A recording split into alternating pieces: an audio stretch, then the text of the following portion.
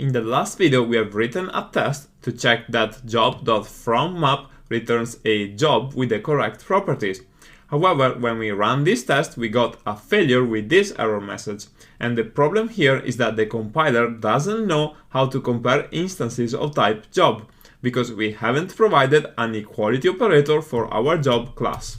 And because this is a custom class that we have created, then we need to override two things in the base object class called the hashCode and the equality operator. And these look like this. We have a hashCode and we have an equality operator. So what are these things exactly and how do we use them? Well, the hashCode is an integer representation of an object, and we can open the documentation to learn more about it. And the useful thing to know here is that hashCode must be the same for objects that are equal to each other according to the operator equal. And the hashCode of an object should only change if the object changes in a way that affects equality. Okay, so this explanation gives us a vague idea about hashCode, but how should it be implemented? Well, let's get back to our job file. And in here we're going to use a special function called hash values, like this. And we need to import Dart UI to make use of this. And to this function, we need to pass all the properties that we have in our job class. So in this case, it's ID and name and rate per hour, like this. And just to be clear, this is the way that hashCode is implemented in the classes inside the Flutter SDK. So I recommend that you use the same convention for your own classes. Next, we need to implement the equality operator. And what I'm going to do now is to write some code and then I'm going to explain it. So here I can type if and then identical and then this with other, then return true. And then if runtime type is not equal to other.runtime type, then return false.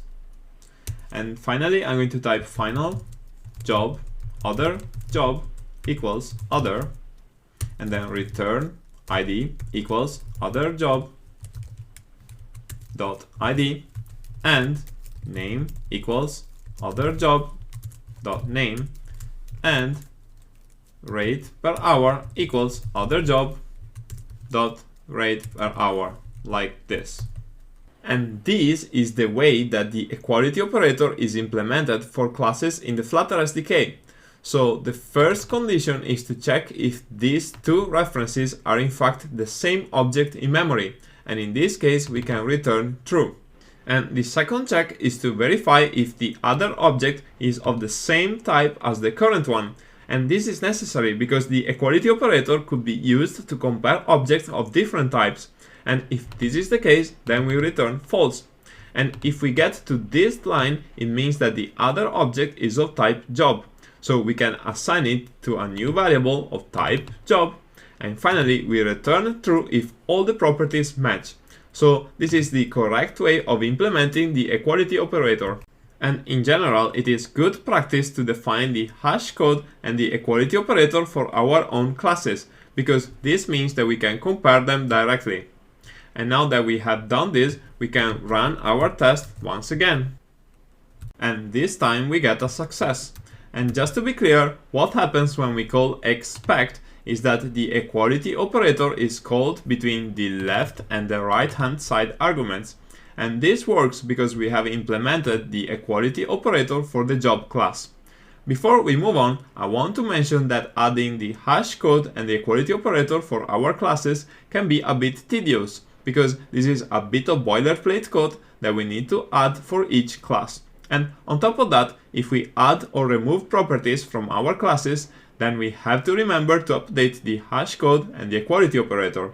And especially if we have a lot of model classes, then this can become a lot of work that is error prone.